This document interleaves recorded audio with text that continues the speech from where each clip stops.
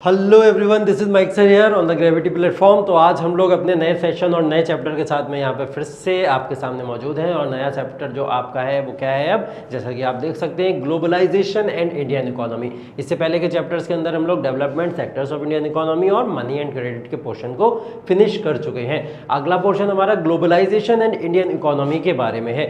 Globalisation और Indian economy की जब बात होती है तो इस चैप्टर में आपको ग्लोबलाइजेशन का कॉन्सेप्ट तो अलग से पढ़ना है, साथ ही इंडियन इकोनॉमी के ऊपर ग्लोबलाइजेशन का क्या इंपैक्ट पड़ा है उसके बारे में आपको अलग से इसके बारे में पढ़ना है। ठीक है, तो बिना भी टाइम वेस्ट करे शुरू करते हैं। ग्लोबलाइजेशन है क्या? ग्लोबलाइजेशन क्या है? ग्लोबलाइजेशन एक ऐसा कहीं ना कहीं कॉन्सेप्ट है जिसके बेसिस पे क्या किया गया था, पूरी दुनिया को आपस में जो वर्ल्ड है, तमाम वर्ल्ड के अंदर कंट्रीज हैं जो तमाम, उन कंट्रीज को आपस में कनेक्ट करने की कोशिश की गई थी। ठीक है, कनेक्ट करने की कोशिश कैसे की गई थी? ग्लोबलाइजेशन में क्या करा गया था, एक कंट्री दूसरी कंट्री में ट्रेड कर सके, इस ट्रेड को कहीं ना कहीं बढ़ावा देने की कोशिश की गई थी, है ना। तो जैसे इंडिया के एग्जाम्पल अगर हम लोग लें तो इंडिया के एग्जाम्पल के फॉर्म में अगर हम लोग बात करें, इंडिया में ग्लोबलाइजेशन जैसा कॉन्सेप्ट पहले फॉलो नहीं होता था। कब तक? जब हम लोग 1990 की बात करते हैं, 1990 तक की अगर हम लोग बात करें तो हमारे यहाँ किसी भी तरीके का कोई ग्लोबलाइजेशन जैसा कोई भी कॉन्सेप्ट यहाँ पे फॉलो नहीं होता था। तो हमने क्या करा, 1990 में हम लोग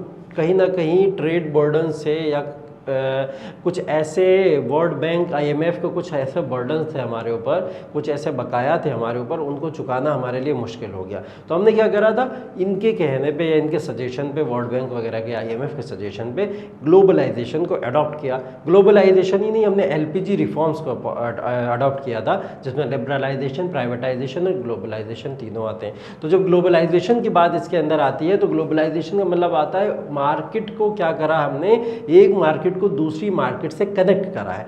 ठीक है, एक मार्केट अगर इंडिया की मार्केट है, दूसरी मार्केट यूएसए की मार्केट के साथ में, रशिया की मार्केट के साथ में, चाइना की मार्केट के साथ में ट्रेड कर सकेगी, इजीली इंपोर्ट और एक्सपोर्ट आराम से हो सकेगा। तो आप पूछेंगे ऐसा क्या पहले नहीं होता था? हाँ जी, ऐसा पहले होता था, लेकिन 1947 के बाद में इंडिया ने कहीं ना कहीं अपनी इकोनॉमी को क्लोज कर लिया था। क्लोज इकोनॉमी को इंडिया, या क्लोज इकोनॉमी के कॉन्सेप्ट को इंडिया फॉलो किया करता था। ठीक है, ओपन इकोनॉमी हमने नहीं रखी थी। ओपन इकोनॉमी का मतलब ही यही होता है जो ग्लोबलाइजेशन की हम लोग बात कर रहे हैं। तो ओपन इकोनॉमी को हमने 1990 में किया था, according to the suggestions given by some international organisation. तो ग्लोबलाइजेशन एक ऐसा कॉन्सेप्ट हुआ जिसने कई सारी कंट्रीज को आपस में कनेक्ट करना शुरू किया। मतलब एक बंदा दूसरे बंदे के साथ में ट्रेड भी कर रहा है। आगे चल के हम लोग ने देखे ट्रेड के साथ साथ में कई सारे लोग एक दूसरे के कल्चर को भी ग्लोबलाइजेशन की वजह से ही अडॉप्ट कर रहे हैं। एक नेशन से दूसरे नेशन में लोग ट्रैवल कर रहे हैं, टूरिज्म बढ़ रहा है। ये तमाम ग्लोबलाइजेशन के इम्पैक्ट पड़े आगे आने वाली सोसाइटी में।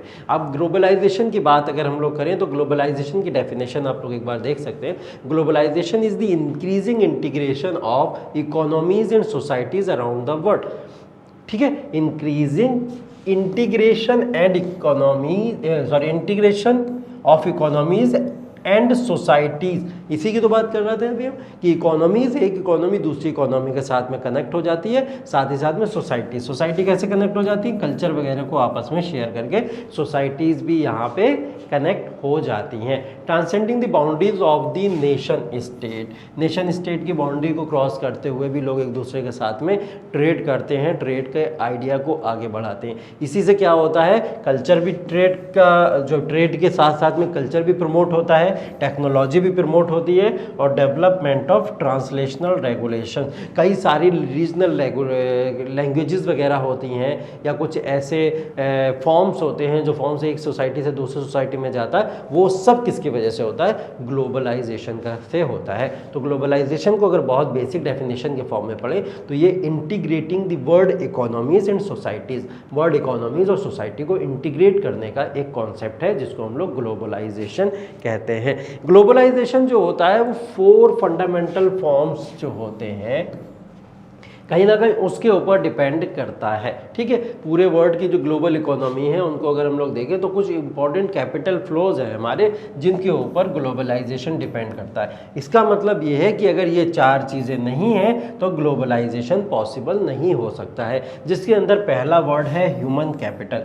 ह्यूमन कैपिटल का मतलब ये हो गया कि जितनी भी लेबर फोर्स है आपके पास में, लेबर फोर्स जितना, लेबर फोर्स का मतलब वो वर्क फोर्स या लेबर फोर्स की हम लोग बात कर रहे हैं जो परफॉर्म करती करती है, जो कैपिटल कहीं ना कहीं गेन करने में आपकी हेल्प करती है, उस ह्यूमन कैपिटल की यहाँ पे बात हो रही है। ठीक है, तो ह्यूमन कैपिटल ग्लोबलाइजेशन के लिए ज़रूरी है। Financial capital, no doubt human capital के साथ साथ में मनी, फाइनेंस भी आपको चाहिए, तो फाइनेंशियल कैपिटल भी उसी तरीके से इंपॉर्टेंट है जिस तरीके से ह्यूमन कैपिटल इंपॉर्टेंट है। ह्यूमन, फाइनेंस और साथ ही साथ में रिसोर्स। अब रिसोर्स की भी तो ज़रूरत होगी आपको, गुड्स की भी तो ज़रूरत होगी, प्रोडक्शन के लिए कुछ ना कुछ रिसोर्सेज की भी तो ज़रूरत होगी। तो उन रिसोर्सेज की या बहुत सारी ऐसे प्रोडक्शन की जो हमारे पास में गुड्स सर्विसेज वगैरह जिनको हम लोग प्रोड्यूस करके सोसाइटी में पहुंचाना चाहते हैं, उसके लिए हमको रिसोर्स चाहिए होता है। तो उस रिसोर्स की भी ज़रूरत हमको पड़नी है, वो भी कैपिटल के फॉर्म में। पावर कैपिटल, हाँ जी, पावर कैपिटल भी एक बहुत ही इंपॉर्टेंट पॉइंट है। पावर कैपिटल का मतलब ये हो गया कि कोई कंट्री अगर दूसरी कंट्री के साथ में ट्रेड करती है तो उस ट्रेड के लिए उसको अपनी पावर को दिखाना पड़ता है। ठीक है, पावर का मतलब अपनी सोसाइटी में वो पावर या वो रिस्पेक्ट को शो करना पड़ता है, जो पावर और रिस्पेक्ट के बेसिस पे सामने वाली कंट्री आपके साथ में ट्रेड करने के लिए तैयार हो जाए। ठीक है, अब जैसे इंडिया और यूएसए को अगर आपस में ट्रेड करना है तो इंडिया को अपनी वैल्यू को शो करना पड़ेगा, अपनी पावर को शो करना पड़ेगा, तभी यूएसए इंडिया के साथ में ट्रेड करेगा। ठीक है, तो ये पावर का जो एक्सचेंज होता है ये भी बहुत इंपॉर्टेंट फैक्टर है ग्लोबलाइजेशन के लिए। तो ग्लोबलाइजेशन के लिए हमने 4 इंपॉर्टेंट फैक्टर कैपिटल फ्लोज देखेगा, क्या है वो? एक ह्यूमन कैपिटल है, एक फाइनेंशियल कैपिटल है, रिसोर्स कैपिटल है और पावर कैपिटल है। इन सारे फ्लोज को हम लोग को ध्यान रखना। कई सारे थिंकर्स या बहुत सारे ऐसे लोग आए जिन्होंने ग्लोबलाइजेशन की तरह तरह की डेफिनेशन दी है। आप उन डेफिनेशन को जाके देख सकते हो, क्रॉस चेक कर सकते हो।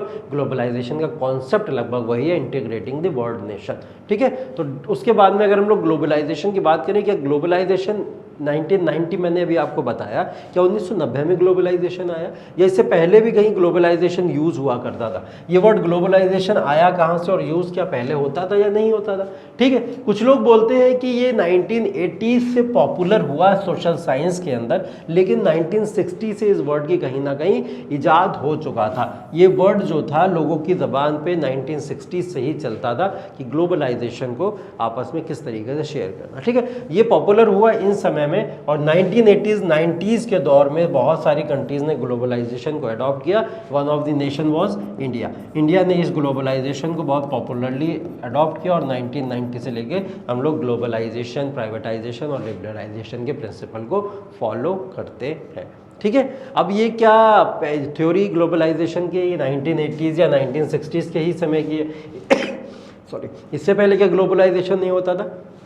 ग्लोबलाइजेशन होता था, इससे पहले भी ग्लोबलाइजेशन था। अगर हम लोग बात करें 1897 की, 1897 के भी समय में भी कहीं ना कहीं कुछ एंटरप्रेन्योर हुए हैं जिनके एग्जाम्पल आपके सामने दिए हैं। उन्होंने क्या करे थे, कुछ कॉर्पोरेट जायंट्स को डेवलप किया था, उसके बेसिस पे कहीं ना कहीं इस थ्योरी को डेवलप किया गया था ग्लोबलाइजेशन को। फिलहाल ये तो एक हिस्ट्री का पार्ट हो गया आपका। इसके अलावा हम लोग देखते हैं कि ग्लोबलाइजेशन का जो फर्स्ट एरा था, अगर हम लोग उसकी बात करें तो वो 19th सेंचुरी था और इसका जो सेकेंड एरा जो हम लोग अभी देख रहे हैं वो कौन सा है? वो है 20th सेंचुरी, क्योंकि एक्चुअल में जो ग्लोबलाइजेशन शुरू हुआ है वो 20th सेंचुरी में ही शुरू हुआ था। अब 1897 जो हम लोग ने पढ़ा वो था 19th सेंचुरी, लेकिन एक्चुअल में जो शुरू हुआ है वो कब शुरू हुआ है? 20th सेंचुरी के अंदर यहाँ पे ग्लोबलाइजेशन शुरू हुआ है। फर्क ज़्यादा पड़ा इसका, जो वॉर्स हुए थे, वर्ल्ड वॉर वगैरह हुए थे, उनका बहुत इम्पैक्ट पड़ा था ग्लोबलाइजेशन को। मॉडर्न ग्लोबलाइजेशन की अगर हम लोग बात करें, मॉडर्न ग्लोबलाइजेशन कैसा है? क्या ये उसी तरीके का है जैसा पुराना ग्लोबलाइजेशन था जिसकी अभी हमने बात करी, कब शुरू हुआ था? तो नहीं, इसका फॉर्म थोड़ा सा चेंज हुआ है। इसका फॉर्म चेंज हुआ है, इसने क्या करा है, इसने प्रमोशन ऑफ फ्री ट्रेड को बहुत ज़्यादा क्या करा है, काम करा है उसके ऊपर। ट्रेड तो क्या होता था, लोगों पे एक दूसरे से पैसे के बेसिस पे होता था, मनी के बेसिस पे होता था, लोग अपने फ़ायदे या बेनिफिट के बेसिस पे, नो डाउट ट्रेड को किया भी इसीलिए जाता है, लेकिन इसने फ्री ट्रेड को भी बहुत ज़्यादा प्रमोट किया है। आज के समय में फ्री ट्रेड और लोग एक दूसरे से रिलेशन बनाने के लिए भी, एक कंट्री दूसरी कंट्री के साथ में रिलेशन को भी इस्टेब्लिश करने के लिए ग्लोबलाइजेशन को प्रमोट करती है। तो मॉडर्न ग्लोबलाइजेशन हमारा कुछ इस तरीके का है। ठीक है, क्या हुआ? मॉडर्न ग्लोबलाइजेशन जो था वो आपका गेट बोलते हैं, general agreement on tariffs and trade के प्रिंसिपल्स के ऊपर काम करता है। ऐसा कोई ऑर्गेनाइजेशन इससे पहले नहीं था। गेट जो ऑर्गेनाइजेशन है आपका, general agreement on tariffs and trade, tariff और ट्रेड ही की तो बात कर रहा है। तो ग्लोबलाइजेशन का कॉन्सेप्ट गेट के ऊपर बहुत ज़्यादा डिपेंड करता है। ये एक क्या है, इंटरनेशनल ऑर्गेनाइजेशन है जिसके थ्रू कहीं ना कहीं ग्लोबलाइजेशन के प्रिंसिपल क्या किए जाते हैं, वो एग्रीमेंट्स वगैरह, इंटरनेशनल एग्रीमेंट जो भी बनाए जाते हैं, इसको ध्यान में रखते हुए बनाए जाते हैं। ठीक है। प्रो ग्लोबलाइजेशन, तो फिर ग्लोबलाइजेशन से पहले क्या होता था, ग्लोबलाइजेशन से पहले क्या इस तरीके की चीज़ें नहीं हुआ करती थी। ठीक है। तो ग्लोबलाइजेशन से पहले क्या होता था, ग्लोबलाइजेशन देखिए, और कंट्रीज जो डेवलप टाइप की कंट्रीज थी वो तो अपना सर्वाइवल कर रही थी बहुत आसानी से। ठीक है। लेकिन कुछ डेवलपिंग टाइप ऑफ नेशन थे जिनको लोग थर्ड वर्ल्ड कंट्रीज कहते हैं। ठीक है। नॉन अलाइन मूवमेंट के थ्रू जो कंट्रीज अपने आप को नया नया उठा रही थी, इस्टेब्लिश कर रही थी, या कहीं ना कहीं लीस्ट डेवलप्ड कंट्रीज जो हमारी थी वर्ल्ड के अंदर, जो भी लीस्ट डेवलप्ड कंट्रीज हैं, वो अपने आप को जो प्रमोट करने की कोशिश कर रही थी। तो उन नेशन के लिए ग्लोबलाइजेशन से बहुत फर्क पड़ा। ग्लोबलाइजेशन का सबसे ज़्यादा इंपैक्ट अगर कहीं पड़ा है तो वो डेवलपिंग नेशन के ऊपर पड़ा है। ठीक है। डेवलपिंग नेशन इससे पहले कहीं ना कहीं एक अजीब या बेकार सी स्थिति में रहा करते थे, जिससे यहाँ पे ग्लोबलाइजेशन ने आके उनकी हेल्प की है, उनके ट्रेड को बढ़ाने में, उनके रिसोर्सेज को डेवलप करने में, उनके प्रोडक्शन को बढ़ाने में, और इंपोर्ट और एक्सपोर्ट के प्रिंसिपल को और ज़्यादा स्ट्रॉन्ग करने में ग्लोबलाइजेशन ने उनकी मदद करी। ठीक है। ग्लोबलाइजेशन की वजह से कैसे मदद करी है, क्योंकि ग्लोबलाइजेशन की वजह से प्राइसेस भी लोअर हुए।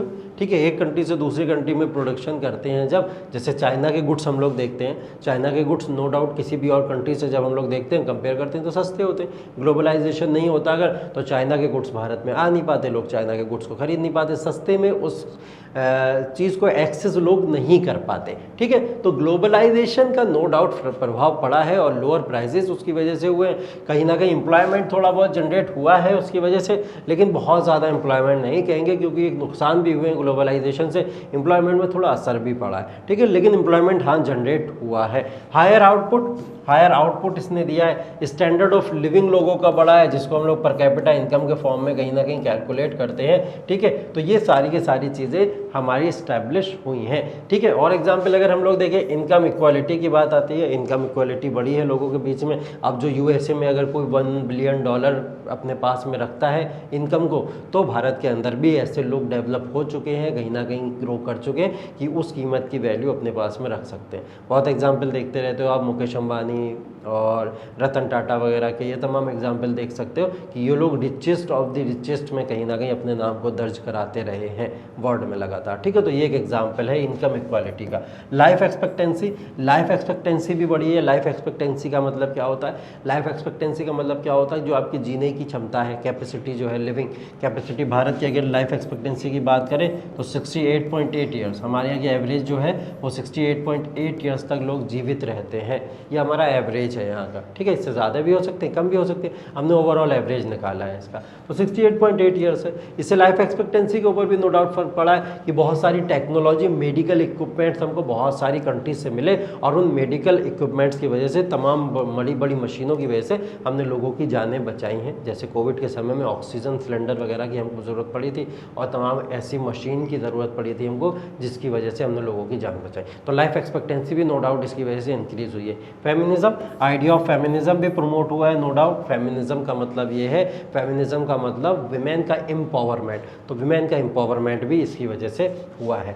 ठीक है। Decrease percentage of children in labour force, labour force में बच्चों की परसेंटेज भी डाउन हुई है। बच्चे जो है डिपेंडेंट जो वर्क के ऊपर ज़्यादा रहते थे, वो इसकी वजह से कहीं ना कहीं डाउन है। Increasing use of electric powers का, कार्स का, रेडियोज़ का और टेलीफोन्स वगैरह का, इन सब का भी जो है आपका क्या हुआ है, यूज़ इंक्रीज हुआ है, और ये आगे चल के और लगातार होता चला जा रहा है। ठीक है। एंटी ग्लोबलाइजेशन क्या होता है, एंटी ग्लोबलाइजेशन का मतलब ये हो गया कि ग्लोबलाइजेशन के कॉन्सेप्ट को जो लोग अपोज करते होंगे, ठीक है, या ग्लोबलाइजेशन को जो लोग कहीं ना कहीं एक निगेटिव इम्पैक्ट मानते होंगे सोसाइटी के ऊपर, कि ग्लोबलाइजेशन के आने की वजह से कोई भी सोसाइटी सर्वाइवल में मुश्किल हो गया उसके लिए, और जो चीज़ें भी आप तारीफ़ें कर रहे थे तमाम तरीके की, ऐसी तारीफ़ें उनके पास में ना हुई हों, बहुत सारे बैरियर्स आए हों। ठीक है। इंटरनेशनल ट्रेड वगैरह में बहुत सारे डिस्प्यूट्स इसकी वजह से क्रिएट हुई हों, डिजीज़ फैली हों इसकी वजह से। जैसे कोविड का ही अगर एग्जाम्पल ले लें, तो चाइना से अगर फैला कोविड पूरा का पूरा, तो बड़ा एग्जाम्पल है ग्लोबलाइजेशन की वजह से फैला। अगर ग्लोबलाइजेशन नहीं होता, हमारी इकोनॉमी क्लोज होती, हमको दूसरी कंट्री से मतलब नहीं होता, तो ये सारी प्रॉब्लम हमको शायद नहीं झेलनी पड़ती। तो इसके समर्थन में भी कुछ लोग थे कि एंटी ग्लोबलाइजेशन जो लोग कहीं ना कहीं प्रमोट कर रहे थे कि ग्लोबलाइजेशन नहीं होना चाहिए, उन लोगों को ऐसा लगा करता था। ठीक है। तो एंटी ग्लोबलाइजेशन वो हुआ। तो एंटी ग्लोबलाइजेशन की रीज़न क्या हुआ कि जो लोग ये मानते थे कि ग्लोबलाइजेशन किस चीज़ को बढ़ाता है, तो ग्लोबलाइजेशन किस चीज़ को बढ़ाता है, उन्होंने बोला ग्लोबलाइजेशन कंट्री को पुअर कर देता है और ज़्यादा गरीब बना देता है। बोले गरीब कैसे बना देता है, बोले कंट्री एक दूसरी कंट्री के ऊपर डिपेंड हो जाती है, फिर वो skill India, made in India, make in India पे बिलीव नहीं करती है ना। तो वो अपना खुद का प्रोडक्शन ना करके दूसरी कंट्री के प्रोडक्शन के ऊपर डिपेंडेंट हो जाती है, जिसकी वजह से वहाँ की इकोनॉमी डाउन होने लगती है। तो उन्होंने बोला कंट्री को पुअर बना देती है। एक्सप्लॉयटेशन होता है इसकी वजह से, लोगों का एक्सप्लॉयटेशन भी ग्लोबलाइजेशन की वजह से हो रहा है। आउटसोर्सिंग भी हो रही है इसकी वजह से। बाहर की कुछ कंपनीज आके दूसरी कंट्री के अंदर अपनी कंपनीज को लगाते हैं, तो उसकी वजह से इम्पैक्ट पड़ता है। एक पर्सन जो होता है सोसाइटी का, वो दूसरी आउटसोर्सिंग पे बहुत ज़्यादा इन्फ्लुएंस या डिपेंडेंट हो जाता है, ठीक है। तो आउटसोर्सिंग का भी इम्पैक्ट पड़ता है, अपने देश की चीज़ों को छोड़ के दूसरी चीज़ों पे डिपेंडेंट होने लगता है, ठीक है। वीक लेबर यूनियंस, इसकी वजह से लेबर यूनियंस में कहीं ना कहीं वीक हुए हैं, जिसकी वजह से जो इंटरनल आपका ट्रेड है वो बहुत ज़्यादा कमज़ोर हुआ है, वीक हुआ है, ठीक है। मेजरिंग ग्लोबलाइजेशन को मेज़र कैसे किया जा सकता है। ग्लोबलाइजेशन का नो डाउट बहुत ही सारे वर्ल्ड के कल्चर के ऊपर इसका इम्पैक्ट पड़ा है, तो इसको मेज़र करना भी हमारे लिए ज़रूरी है, ठीक है। इकोनॉमिक ग्लोबलाइजेशन की अगर हम लोग बात करें तो ग्लोबलाइजेशन के 3 तरीके के, इकोनॉमिक, सोशल या पॉलिटिकल, ये 3 तरीके के इसके मेजर्स होते हैं। इन 3 मेजर्स के बेसिस पे हम लोग ग्लोबलाइजेशन को मेजर कर सकते हैं। कुछ इकोनॉमिक ग्लोबलाइजेशन होगा जिसके अंदर ट्रेड की बात होगी कि एक कंट्री से दूसरी कंट्री में ट्रेड हो रहा है, इंपोर्ट एक्सपोर्ट हो रहा है, वो इकोनॉमिक ग्लोबलाइजेशन हो जाएगा। सोशल ग्लोबलाइजेशन, जो कल्चर आपस में एक्सचेंज कर रही है एक कंट्री दूसरी कंट्री के साथ में जब कल्चर एक्सचेंज करती है तो वो सोशल ग्लोबलाइजेशन। पॉलिटिकल ग्लोबलाइजेशन वो ग्लोबलाइजेशन होता है जब एक कंट्री दूसरी कंट्री के साथ के पॉलिटिकल इंटरेस्ट में अपना इंटरेस्ट लेना शुरू करती है, ठीक है। तो वो पॉलिटिकल ग्लोबलाइजेशन होता है। जैसे वॉर के अंदर कुछ कंट्रीज इन्वॉल्व हो जाती हैं, आपस में ट्रेड डिस्प्यूट चलते रहते हैं कुछ कंट्रीज़ के। कुछ कंट्रीज, एक कंट्री में अगर इलेक्शन हो रहा है दूसरी कंट्री उस इलेक्शन के अंदर आके कहीं ना कहीं इंटरफेयर करती है। ये सब क्या है, पॉलिटिकल इम्पैक्ट है इस सब के, ठीक है। तो अगर हम लोग ओवरऑल बात करें तो ग्लोबलाइजेशन ने क्या करा है, ग्लोबलाइजेशन ने इंफॉर्मेशन का फ्लो तो कराया ही कराया है, साथ में data, culture, economic, political, social, तमाम तरीके के फ्लो लोगों के बीच में कराए हैं। तो ग्लोबलाइजेशन की वजह से नो डाउट बहुत सारे इफेक्ट्स पड़े हैं। उन इफेक्ट्स की अगर बात करें ग्लोबलाइजेशन के कि किस किस सेक्टर के ऊपर ग्लोबलाइजेशन का इम्पैक्ट पड़ा है, तो मैं आपसे ये बोलूँगा जो भी सेक्टर आपके सामने आ जाए, ठीक है, कुछ भी आ जाए तो आप बस क्या करिएगा कि ग्लोबलाइजेशन का इसके ऊपर इम्पैक्ट पड़ा है, पूछिएगा तो हाँ पड़ा है। हर सेक्टर पे ग्लोबलाइजेशन का कुछ ना कुछ डायरेक्ट या इनडायरेक्ट इम्पैक्ट ज़रूर पड़ा है, इफेक्ट ज़रूर पड़ा है। कुछ एग्जाम्पल यहाँ पे हम आपके सामने रख भी देते हैं, उन एग्जाम्पल को भी देख लेते हैं। जैसे पहला एग्जाम्पल इंडस्ट्रियल सेक्टर के ऊपर इसका इम्पैक्ट पड़ा है, फाइनेंशियल सेक्टर के ऊपर इसका इम्पैक्ट पड़ा है, इकोनॉमिकल पॉलिटिकल सेक्टर की तो हम लोग ने बात कर ही ली, उसके ऊपर भी इसका इम्पैक्ट पड़ा है। इंफॉर्मेशनल, अभी हम लोग ने बोला इंफॉर्मेशन को एक जगह से दूसरी जगह पे ट्रांसफ़र किया जाता है, तो ट्रांसफरिंग जो इंफॉर्मेशन होती है वो उसके ऊपर भी इसका इम्पैक्ट पड़ा है। लैंग्वेज, जो लैंग्वेज होती है उस लैंग्वेज के ऊपर भी क्या हुआ है, कुछ लोगों ने इंग्लिश बोलना शुरू कर दी इंडिया के अंदर। पहले क्या इंग्लिश हमारी लैंग्वेज थी? नहीं थी ना। तो इंग्लिश बहुत ज़्यादा पॉपुलर हो गई after the advent of the European के एडवेंट के बाद से इंपॉर्टेंट हो गई इंग्लिश हमारे लिए, और कहीं ना कहीं लोग उसके ऊपर डिपेंडेंट भी होने लगे। लेकिन ग्लोबलाइजेशन के बाद में लोग क्या हुआ, पूरी तरीके से उस पर डिपेंडेंट हो गए, क्योंकि अब लैंग्वेज की वजह से ही लोगों को नौकरी मिलने लगी, जॉब मिलने लगी, ठीक है। तो ये लैंग्वेज भी कहीं ना कहीं जिम्मेदार है। कंपटीशन बनाया है इसने मार्केट के बीच में। अब हम लोग देखते हैं कि दूसरी कंट्री क्या डेवलप कर रही है, तो ये फर्स्ट कंट्री भी उसको डेवलप करने की कोशिश करती है, ठीक है। तो फर्स्ट एंड सेकंड कंट्री के बीच में आपस में जो कंपटीशन होता है उस कंपटीशन को भी इसने बढ़ावा दिया है, ठीक है। कल्चर, नो डाउट कल्चर के ऊपर भी इसका इम्पैक्ट पड़ा है, कल्चर बहुत एक्सचेंज हुआ है जिसकी अभी हम लोग ने बात करी। इकोलॉजिकल इम्पैक्ट भी पड़ा है। इकोलॉजिकल इम्पैक्ट कैसे पड़ा है, इकोलॉजी जो आपकी है, जो एनवायरमेंटल कंडीशन है, वो भी एक कंट्री दूसरी कंट्री के साथ में जब कंपटीशन करती है तो इकोलॉजिकल इम्पैक्ट भी उससे पड़ते हैं। प्रमोट किया जाता है इकोलॉजी को उसके बेसिस पे, कहीं नेगेटिव इम्पैक्ट पड़े तो कहीं पॉजिटिव इम्पैक्ट पड़े हैं, ठीक है। इकोलॉजिकल, सोशल पड़े हैं। टेक्निकल इम्पैक्ट भी पड़े। अभी जैसे हम लोग ने बात करी थी मशीनरी वगैरह जो डेवलप हुई है एक कंट्री से दूसरी कंट्री के बीच में, तो वो मशीनरी, जैसे कोविड को लेकर कई सारी मशीन्स आई, इक्विपमेंट्स आए, वो भी सब टेक्निकल इम्पैक्ट ही तो पड़े हैं हमारे यहाँ सोसाइटी पे, ठीक है। लीगल इम्पैक्ट, हाँ जी, लीगल इम्पैक्ट भी लॉज वगैरह बहुत बहुत सारे ऐसे होते हैं कि दूसरी कंट्री को देख के हम लोग अपनी कंट्री के अंदर उसको लागू करने की कोशिश करते हैं। तो जब दूसरी कंट्री से अपनी कंट्री को कंपेयर करते हैं तो लीगल रिफॉर्म्स भी हम लोग यहाँ पे लाने की कोशिश करते हैं। एडवांटेजेस क्या हैं ग्लोबलाइजेशन की?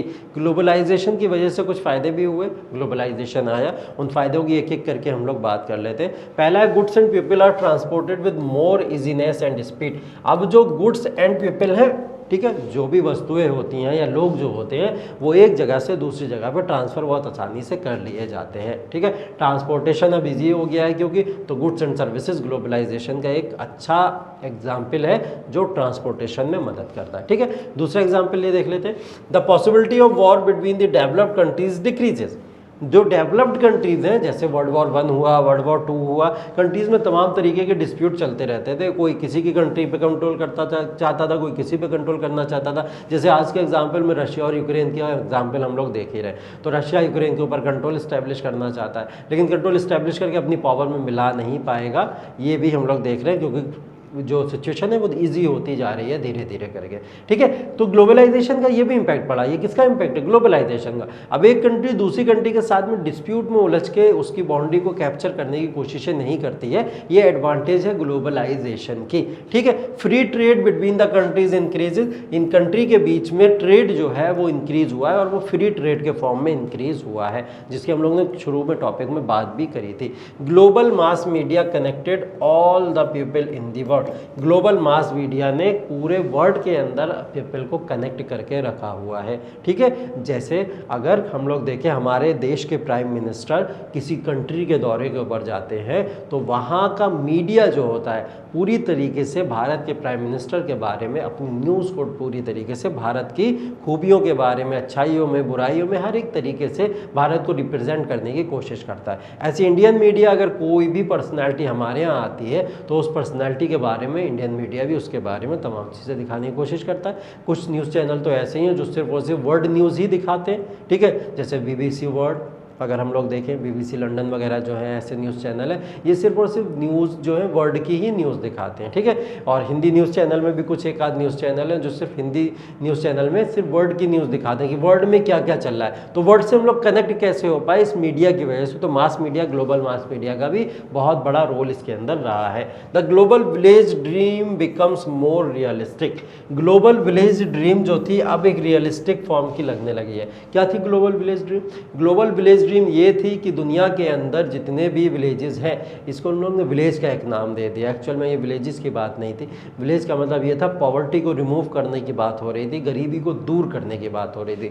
तो ग्लोबल विलेज ड्रीम को पॉवर्टी को दूर करने के फॉर्म में कहीं ना कहीं हम मान सकते हैं कि अब वो रियलिस्टिक लगने लगा है, क्योंकि ग्लोबलाइजेशन से ये चीज़ें पॉसिबल हो गई हैं। ठीक है, और आगे अगर हम लोग बात करें, there is a propagation of democratic ideals. Democratic ideals के भी प्रोपोगेशन हुए। कई सारी कंट्रीज डेमोक्रेटिक कंट्रीज बनती चली जा रही हैं, आइडियल्स उसी को अपनाते चली जा रही हैं। और measure of the countries world की क्या है आज के समय में? डेमोक्रेटिक कंट्री है, बिकॉज ऑफ द ग्लोबलाइजेशन का कहीं ना कहीं एक इम्पैक्ट उसकी वजह से पड़ा है और वो आइडियल्स आपस में ट्रांसफर होते हैं। अगर कोई डेमोक्रेटिक भी है तो आप कैसे डेमोक्रेटिक है, हम कैसे डेमोक्रेटिक है, इसमें हमेशा क्या होता है? एक कंपटीशन होता रहता है जिससे लोग ग्रो करते चले जाते हैं। ठीक है, अगर आगे हम लोग बात करें, interdependence of the nation state increases. जो नेशन स्टेट है उनकी इंटरडिपेंडेंस जो है वो इंक्रीज हुई है। नेशन स्टेट आपस में एक दूसरे के ऊपर डिपेंडेंट होते हैं सारे नेशन, वो इंक्रीज हुई। और वो इंक्रीज होना कहीं अच्छी बात भी है, कहीं थोड़ा ख़राब भी होता है, तो ज़्यादातर अच्छा ही होता है। ठीक है, तो आगे अगर हम लोग देखें तो लिक्विडिटी ऑफ कैपिटल इंक्रीज करी है। ठीक, कैपिटल का फ्लो जो है मार्केट से, एक मार्केट से दूसरी मार्केट में ज़्यादा फ्लो होना स्टार्ट हो गया है। तो मार्केट के अंदर जो कि लिक्विडिटी है वो भी इंक्रीज होती चली जा रही है। लिक्विडिटी के बाद में डेवलप्ड कंट्रीज़ जो है वो डेवलपिंग के अंदर अब अपना इन्वेस्ट कर सकती हैं। अब जब डेवलप्ड कंट्रीज़, बहुत डेवलप्ड कंट्री किसी डेवलपिंग कंट्री में अब जब इन्वेस्टमेंट करेगी तो नो डाउट क्या होगा, उसको डेवलपिंग कंट्री को इससे काफ़ी फ़ायदा होने वाला है। क्योंकि जब रिच कंट्री किसी पुअर कंट्री के लिए या हम लोग कह सकते हैं प्रिविलेज कंट्री के लिए जब कुछ ऐसा करती है तो उसके डेवलपिंग कंट्री के जो भी हैं उससे बहुत सारे प्रॉफिट हो सकते हैं। ठीक है, flexibility of corporation to operate across border increase. Flexibility of corporation, एक दूसरे के बीच में कॉपरेशन देखने को मिल रहा है हमको बॉर्डर से कहीं ना कहीं, ये भी बहुत ज़्यादा इंक्रीज हुआ है। Communication between the individuals and corporation in the word increase, communication जो है इंडिविजुअल्स और कॉरपोरेशन के बीच में वर्ड में नो डाउट इंक्रीज हुआ है, इसकी भी बात हम लोग करते हैं। Disadvantages of globalisation, disadvantages of globalisation में अगर हम लोग बात करें तो इसके भी 1 बाय 1 अगर हम लोग बात कर ले तो पहला पॉइंट इसके अंदर देख लें, increase flow of skilled and non skilled jobs from developed to developing country, flow of skilled and non skilled jobs from developed to developing countries. इन्होंने बोला कि डेवलप्ड कंट्रीज ने नेशन जो है डेवलपिंग नेशन उनके लिए हेल्प तो करिए एम्प्लॉयमेंट देने के लिए, लेकिन स्किल्ड एम्प्लॉयमेंट या स्किल्ड जॉब देने के लिए कहीं ना कहीं वो लोग पूरी तरीके से फेल हुए हैं। अब कोई भी अगर आप एक एग्जांपल ले लो, जिस हम लोग आउटसोर्सिंग की बात कर रहे थे, कोई भी एक बीपीओ आके यहाँ पे लग जाए आपके, ठीक है, बीपीओ मतलब कोई भी कॉल सेंटर यहाँ पे खुल जाए आके, अब वो विदेश का कोई कॉल सेंटर, तो आपने देखा होगा इंटर पास से लेके ग्रेजुएशन, बीटेक, एमटेक, एमबीए या सिर्फ और सिर्फ आप 12वीं पास भी हो, ग्रेजुएट भी हो सिंपल अगर आप, तो आप जाके किसी भी कॉल सेंटर में काम कर सकते हो। अब वो बंदा सिंपल है, उसने कोई स्किल लर्न नहीं की है, उसके बाद भी वो उसमें जाके जॉब कर रहा है, ठीक है, तो उससे क्या होगा, वो अपना कहीं ना कहीं नुकसान करेगा, आगे फ्यूचर में सिक्योरिटी उसको उस चीज़ से नहीं मिल पाएगी। तो डेवलप कंट्रीज से नॉन स्किल्ड वर्कर्स ज़्यादा डेवलप हुए हैं, ठीक है, रोजगार में। Increase likelihood of economic disruptions in one nation affecting all nation, ठीक है, बहुत बढ़िया। एग्जाम्पल क्या दे रहा है कि इकोनॉमिक डिस्ट्रप्शन अगर किसी एक कंट्री के अंदर अब होता है, जैसे कोई भी इकोनॉमिक प्रॉब्लम यूक्रेन के अंदर अगर आज के समय में क्रिएट होती है, तो उस इकोनॉमिक प्रॉब्लम का इम्पैक्ट किसके ऊपर पड़ने लगा, पूरे वर्ल्ड के ऊपर पड़ने लगा। इसलिए वर्ल्ड की जो अदर पावर्स होती हैं वो ऐसे पर्टिकुलर मैटर्स के अंदर जाके इंटरेस्ट लेना शुरू कर देती हैं, ठीक है, तो इसका इम्पैक्ट सोसाइटी का दूसरी जगहों पे भी जाके पड़ने लगा, ऐसा हम लोग इसके अंदर देखते हैं। अगर एक नेशन के अंदर इकोनॉमिक डिस्ट्रप्शन हो रहा है तो दूसरे नेशन में भी वो इकोनॉमिक डिस्ट्रप्शन होना शुरू हो जाता है, ठीक है। Corporate influence of nation states far exceed of civil society organisation and average individuals, ठीक है, क्या बोला, जो कॉर्पोरेट का इन्फ्लुएंस है नेशन स्टेट के ऊपर वो इंक्रीज हो गया इतना ज़्यादा कि सिविल सोसाइटी ऑर्गेनाइजेशन और एवरेज इंडिविजुअल के ऊपर भी उसने अपना इम्पैक्ट डाला है, ठीक है। तो कॉर्पोरेट आके कहीं ना कहीं सिविल सोसाइटी के साथ में इंटरफियर करना उसने शुरू कर दिया, जिसकी वजह से प्रॉब्लम्स क्रिएट हुई हैं। अगला पॉइंट अगर हम लोग बात करें, अगला पॉइंट आपका बोल रहा है threat that control the world media bye a handful of corporation that limit cultural expression. World media की अभी हम लोग ने बात करी थी ना कि वर्ल्ड मीडिया कहीं ना कहीं बहुत हेल्पफुल है, दूसरी कंट्रीज़ की अपनी कंट्रीज़ में न्यूज़ दिखा देते हैं, हमको पूरे वर्ल्ड में क्या हो रहा है सब पता चलता रहता है। लेकिन वर्ल्ड मीडिया थ्रेट भी है, हार्मफुल भी हो जाता है कभी कभी, जब क्या होता है कल्चरल एक्सप्रेशन एक दूसरे के आपस में मैच नहीं करते हैं, उसकी वजह से कभी कभी उसको निगेटिव फॉर्म में भी दिखाया जाता है, ठीक है। तो वो कॉपरेशन ना होने की वजह, उसमें कॉपरेशन नहीं हो पाता है, बल्कि क्या होता है बहुत ज़्यादा डिसइंटीग्रेशन होना कभी कभी स्टार्ट हो जाता है। तो ये भी एक डिसएडवांटेज है इसकी। और डिसएडवांटेजेस की अगर हम लोग बात करें तो greater chance of reactions for globalisation being violent in an attempt to preserve cultural heritage, ठीक है। अब कल्चरल हेरिटेज को बचाने के चक्कर में, कल्चरल हेरिटेज को प्रिजर्व करने के चक्कर में कभी कभी ग्लोबलाइजेशन में एक कंट्री का कोई कल्चर है, दूसरी कंट्री का कोई कल्चर है, तो जब एक कंट्री का कल्चर दूसरी कंट्री में आके मिलने लगता है तो कभी कभी क्या होता है वो अपने कल्चर को बचाने के लिए उसमें वायलेंस भी स्टार्ट हो जाता है, वॉर,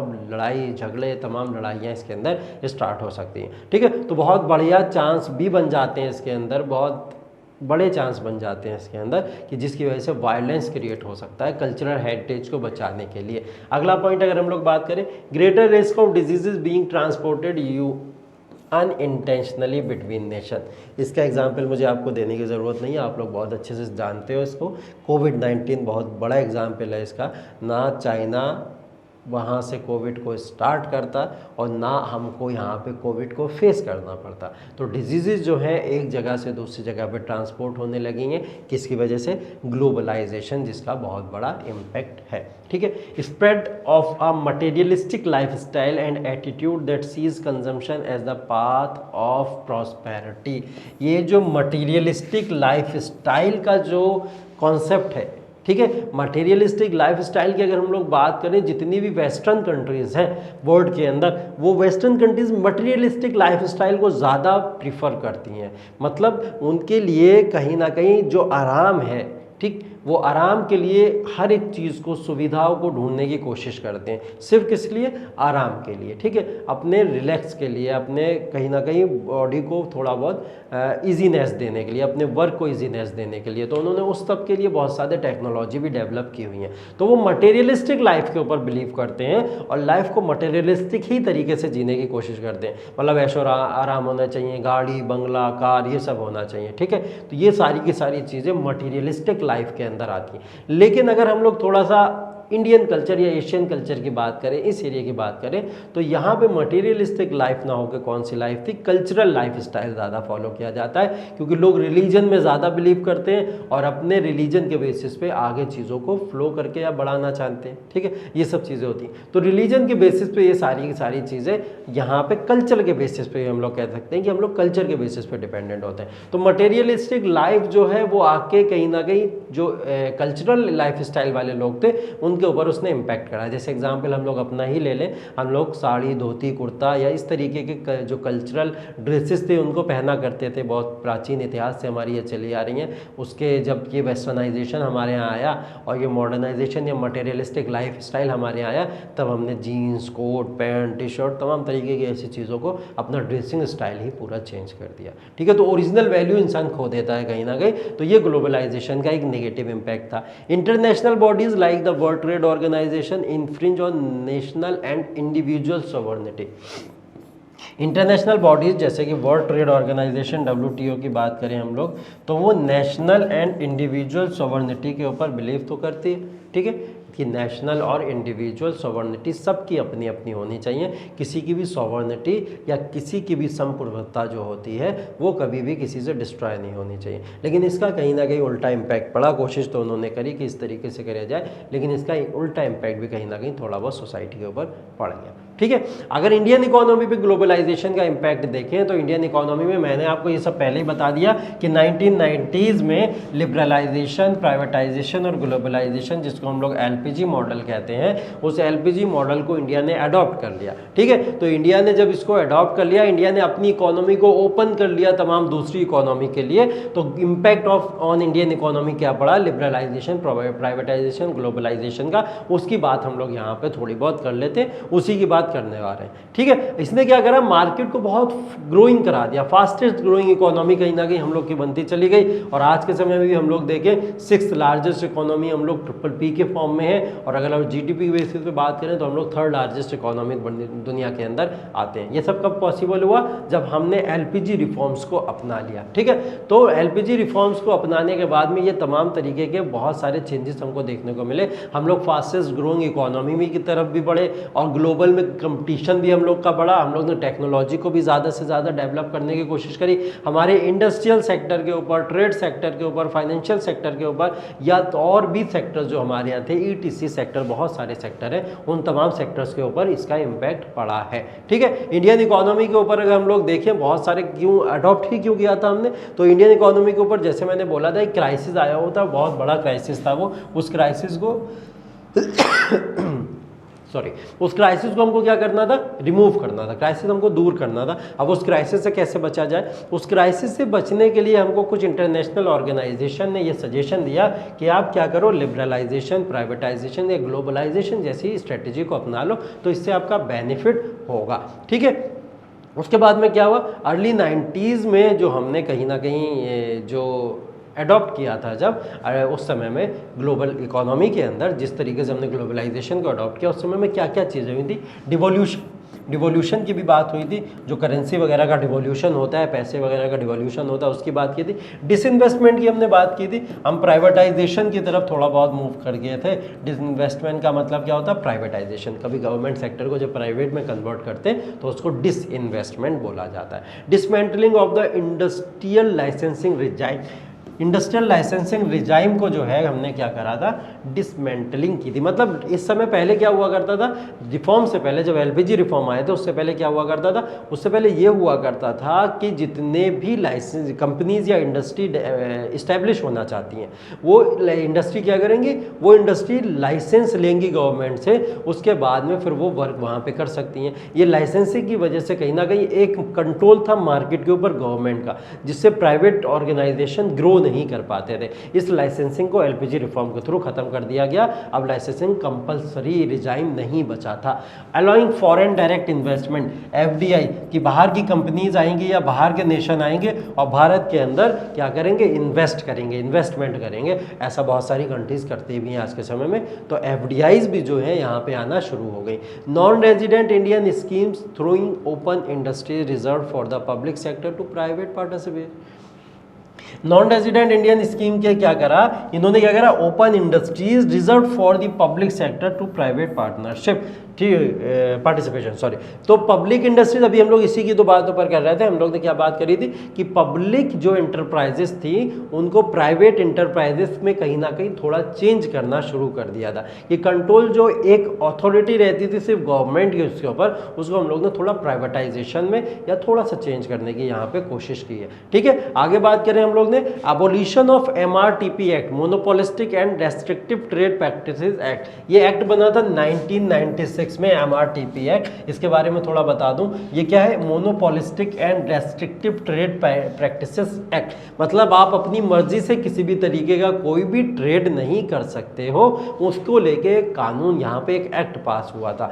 मार्केट को इजी करने के लिए कहीं ना कहीं इस एक्ट को क्या करा गया था, फिर एबॉलिश कर दिया गया था। मतलब जो लोग भी ट्रेड करना चाहते हैं मार्केट के अंदर, कोई भी ट्रेड करेंगे, कैसा भी ट्रेड करना चाहते हैं, वो मार्केट के अंदर ओपनली ट्रेड करें। उनके ऊपर किसी भी एक्ट या कानून को उनके ऊपर थोपने की कोई ज़रूरत नहीं है। ठीक है, तो जब कानून को उनके ऊपर नहीं थोपा जाएगा या कुछ इस तरीके की चीज़ों को नहीं किया जाएगा, तो वो लोग जो है आराम से यहाँ पे ट्रेड भी कर सकते हैं और ट्रेड से कहीं ना कहीं बहुत ज़्यादा यहाँ पे फ्लो ऑफ जो सर्विसेज है, रिसोर्सेज है या प्रोडक्शन है, उसको बढ़ा के यहाँ पे तमाम तरीके एम्प्लॉयमेंट भी जनरेट कर सकते हैं। इनइक्वालिटी, पॉवर्टी को भी रिमूव किया जा सकता है। ठीक है, तो एमआरटीपी एक्ट जो है आपका 1969 में, इसको एबॉलिश कर दिया गया था जिससे लोग फ्री ट्रेड कर सकें कहीं ना कहीं और उनके ऊपर किसी भी तरीके का ट्रेड का किसी भी तरीके का कोई बर्डन ना है। ठीक है, the removal of quantitative restrictions on import, import के ऊपर जो क्वांटिटेटिव रेस्ट्रिक्शन लगा करते थे उनको भी यहाँ पे रिमूव कर दिया गया।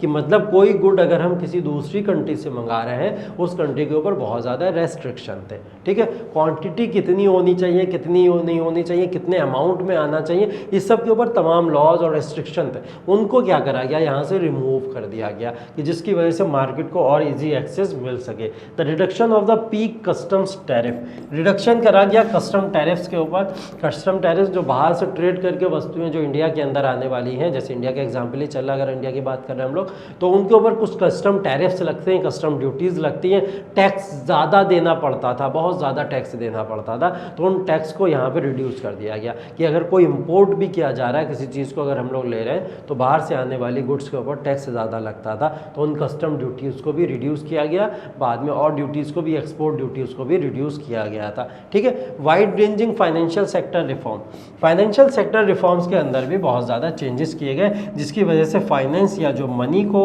एक्सप्लोर करने में बहुत ज़्यादा बेनिफिट यहाँ पे इसकी वजह से मिला।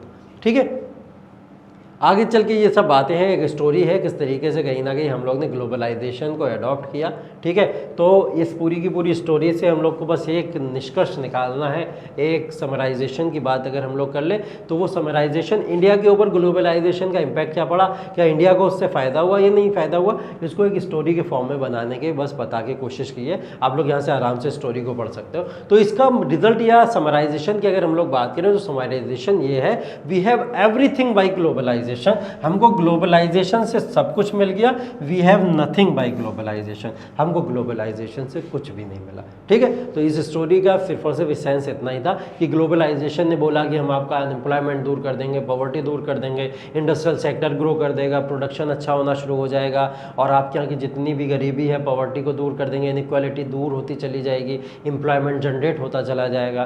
तो ये सब के ऊपर काम भी किया ग्लोबलाइजेशन ने। लेकिन ऐसा क्या आज के समय में हो चुका है कि हमारी अनएम्प्लॉयमेंट चला गया, क्या पॉवर्टी चली गई, क्या हम लोग इनइक्वालिटी में कहीं ना कहीं समान हो चुके हैं, बराबर पे आ चुके हैं, इंडस्ट्रियल सेक्टर क्या बहुत ग्रो कर गया, टेक्नोलॉजी में हम लोग बहुत हाई हो गए, कल्चरल डाइवर्सिटी हम लोग की बहुत ज़्यादा स्ट्रांग हो गई है, ऐसा कुछ हुआ नहीं हुआ। तो ग्लोबलाइजेशन से हमको बहुत कुछ मिला भी और ग्लोबलाइजेशन से हमको कुछ भी नहीं मिला, ये हम लोग देखते हैं। लेकिन हमको तो थोड़ा सा ब्राइट साइड भी ग्लोबलाइजेशन की बात करनी है कि ग्लोबलाइजेशन से अच्छे फ़ायदे क्या हो सकते हैं और क्या हुए ठीक है। जैसे ब्राइट साइड ऑफ ग्लोबलाइजेशन की अगर हम लोग बात करें तो rate of growth of the gross domestic product of India has been on the increase.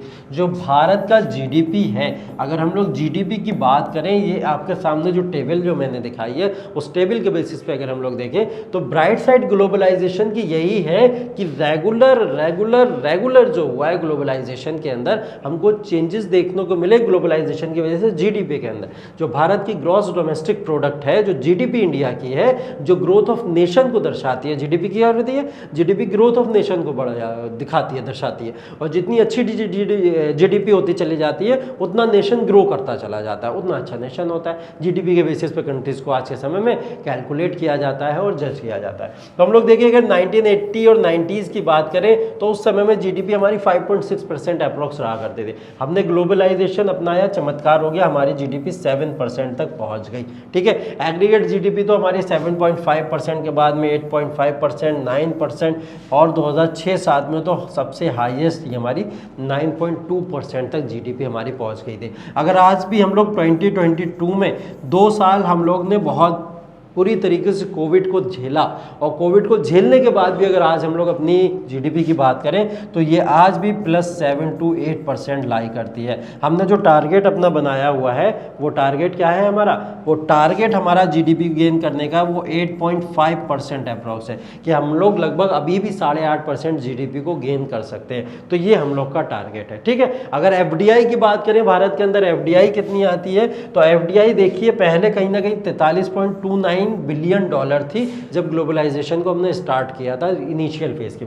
आज के समय में 64 बिलियन डॉलर 64 बिलियन आज के समय में ये हमारी जो है ये एफडीआई है, फॉरेन डायरेक्ट इन्वेस्टमेंट जिसको हम लोग बोलते हैं, वो यहाँ पे। तो देखिए ब्राइट साइड है ये ग्लोबलाइजेशन की, इससे बहुत पॉजिटिव इम्पैक्ट भी पड़े हैं। फॉरेन ट्रेड, एक्सपोर्ट इंपोर्ट भी नो डाउट इंक्रीज हुआ है, बहुत ज़्यादा परसेंटाइल में इंक्रीज हुआ है करंट डेटा के हिसाब से। अगर आप देखोगे तो आप इसमें एक एग्जाम्पल फॉरेन ट्रेड का भी डाल सकते हैं। डार्क साइड ऑफ ग्लोबलाइजेशन की वजह से सब कुछ अच्छा ही अच्छा नहीं हुआ, कुछ बुरा भी हुआ है। उस डार्क साइड ऑफ ग्लोबलाइजेशन की अगर हम लोग बात करें तो वो डार्क साइड ग्लोबलाइजेशन की क्या है। ठीक है, डार्क साइड ऑफ ग्लोबलाइजेशन ये है कि हमने क्या करा है, एग्रीकल्चर को कहीं ना कहीं डिमोटिंग करना शुरू कर दिया। डिमोटिंग का मतलब एग्रीकल्चर हमारी क्या है, रिड्यूस होना शुरू हो गई ग्लोबलाइजेशन की वजह से। इसका इम्पैक्ट एग्रीकल्चर के ऊपर पड़ा, कृषि के ऊपर पड़ा। और आज के समय में अगर आप देखोगे तो इंडिया के अंदर सबसे ज़्यादा टर्शरी सेक्टर है, उसके बाद में प्राइमरी सेक्टर और लास्ट में फिर सेकेंडरी सेक्टर को कहीं ना कहीं लिया जाता है। ठीक है, तो ये तमाम सेक्टर्स जो है जो हम लोग के यहाँ पे आते हैं। Growth of poverty and unemployment, poverty और अनएम्प्लॉयमेंट में यहाँ पे ग्रोथ हुआ है। पॉवर्टी अनएम्प्लॉयमेंट बात तो यही की जा रही थी कि जो आपका ग्लोबलाइजेशन है पॉवर्टी दूर कर देगा, अनएम्प्लॉयमेंट कर देगा, नहीं, लेकिन यहाँ से ग्रोथ हो गया, पॉवर्टी और अनएम्प्लॉयमेंट बढ़ा ही। मैंने अभी एग्जाम्पल भी दिया आपको, कहाँ दूर हुआ ये सब। ग्लोबलाइजेशन ने अगर बहुत कुछ किया है तो बहुत कुछ नहीं भी किया है, प्रॉब्लम भी हमने फेस की है। ठीक है, डिग्रेडिंग सोसाइटी को भी थोड़ा बहुत डाउन कर दिया। कल्चरल वैल्यूज़ लोगों ने अपनी लूज़ करना शुरू कर दी हैं, अपनी कल्चरल वैल्यूज़ को नहीं बचा पा रहे हैं, दूसरों की कल्चरल वैल्यूज़ के ऊपर डिपेंडेंट हो जा। ग्रोथ ऑफ स्लम कैपिटल्स का भी बहुत ज़्यादा ग्रोथ होना शुरू हो गई है, वो कैपिटल बढ़ना शुरू हो गया है जो किसी काम का नहीं है। ठीक है, फ्यूचर चैलेंजेस क्या हैं ग्लोबलाइजेशन से हमारे सामने? फ्यूचर चैलेंजेस ये हैं कि हम लोग को अभी ग्लोबलाइजेशन नो डाउट बहुत अच्छा है, ग्लोबलाइजेशन से बहुत पॉजिटिव इंपैक्ट हो सकते हैं। ग्लोबलाइजेशन के पॉजिटिव इंपैक्ट की वजह से हम क्या पॉजिटिव कर सकते हैं उसकी बात अगर हम लोग करें तो ग्लोबलाइजेशन जो है, ग्लोबलाइजेशन से पॉजिटिव इंपैक्ट हमको ये मिल सकता है कि हम लोग अपनी एनुअल एवरेज ग्रोथ जो है 9 से 10% तक कर दें। ग्लोबलाइजेशन को ऐसे अडॉप्ट करें हम कि एवरेज एनुअल ग्रोथ हमारी कितनी हो जाए, 9 से 10% तक कम से कम होना शुरू हो जाए। Simplifying procedures and relaxing entry barriers for business, हम लोग को क्या करना है, प्रोसीजर्स को थोड़ा सा और सिंप्लीफाई कर दें, और एंट्री बैरियर्स फॉर बिजनेस के लिए जो एंट्री बैरियर्स कुछ अभी भी लगे हुए उनके ऊपर थोड़ा सा रिलैक्सेशन देने की अभी भी ज़रूरत है। बूस्टिंग एग्रीकल्चर ग्रोथ, अभी हमने देखा एग्रीकल्चर ग्रोथ हमारी डाउन होती चली जा रही है, तो हम अपनी एग्रीकल्चर ग्रोथ को भी अच्छा करके रखें, बढ़ा के रखें। एग्रीकल्चर ग्रोथ की वजह से हमको नुकसान होता है ना, अगर नहीं हो पाती एग्रीकल्चर ग्रोथ, क्योंकि हमारी इंडिया जो है वो क्या है, प्रीडोमिनेंस एग्रीकल्चरल कंट्री है, एग्रीकल्चरल डिपेंडेंट कंट्री, एग्रीकल्चर पे हमको डिपेंडेंट है। तो एग्रीकल्चर अगर डाउन होगा तो हम लॉस में चले जाएंगे। तो हमको बूस्ट करना है एग्रीकल्चर। एक्सपेंडिंग इंडस्ट्री, साथ में इंडस्ट्री को भी हमको बढ़ाना है। हमको अपना जो सेकेंडरी सेक्टर है उसको भी बूस्ट करना है। टर्शरी सेक्टर मतलब सर्विस सेक्टर पर ज़्यादा डिपेंडेंट ना होके हम अपना सेकेंडरी सेक्टर के ऊपर डिपेंडेंट हो, ठीक है, उसको बढ़ाने की ज़रूरत है। Developing world class infrastructure, world class infrastructure जो है उसको और ज़्यादा डेवलप करने की यहाँ पे ज़रूरत है, ठीक है। अलाउइंग फॉरेन इन्वेस्टमेंट इन मोर एरिया, फॉरेन इन्वेस्टमेंट को हम लोग अलाउ करना शुरू कर दें, ठीक है। Effecting physical consolidation and eliminating revenue deficit. Physical consolidation मतलब हम लोग अपनी फिजिकल पॉलिसी को या फाइनेंशियल चीज़ों को और ज़्यादा स्ट्रॉन्ग करना शुरू कर दें, ठीक है, जिसकी वजह से रिवेन्यू डेफिसिट जो हमारा हो जाता है, जो घाटा हो जाता है, राजस्व घाटे वगैरह जो हो जाते हैं, वो रिड्यूस होना शुरू हो जाए। प्रोटेक्टिंग डोमेस्टिक कल्चर, हाँ जी, डोमेस्टिक कल्चर को भी प्रोटेक्ट करने की ज़रूरत है। ये लूज होता चला जा रहा है कहीं ना कहीं, तो डोमेस्टिक कल्चर को भी हमको बचाने की ज़रूरत है। Proper pricing mechanism and better direction of subsidies. Pricing mechanism को फिर से विजिट करें और डायरेक्शन ऑफ सब्सिडीज, हम प्रॉपर सब्सिडीज और कहीं ना कहीं प्राइस मैकेनिज्म को भी ध्यान में रखते हुए ग्लोबलाइजेशन को और ज़्यादा स्ट्रॉन्ग बना सकते हैं। एम्पावरिंग द पॉपुलेशन, सबसे अच्छा तो इम्पैक्ट ग्लोबलाइजेशन का पॉपुलेशन के ऊपर ये पड़ सकता है कि हम पॉपुलेशन को एम्पावर करना शुरू कर दें, सेल्फ डिपेंडेंट बनाना शुरू कर दें, जिससे ग्लोबलाइजेशन हमारे लिए कहीं ना कहीं एम्पावरमेंट का काम करना शुरू कर दें, ठीक है। तो अगर हम लोग ओवरऑल एक कंक्लूजन की बात करें तो हमसे इससे क्या लेसन हम लोग ले पाते हैं?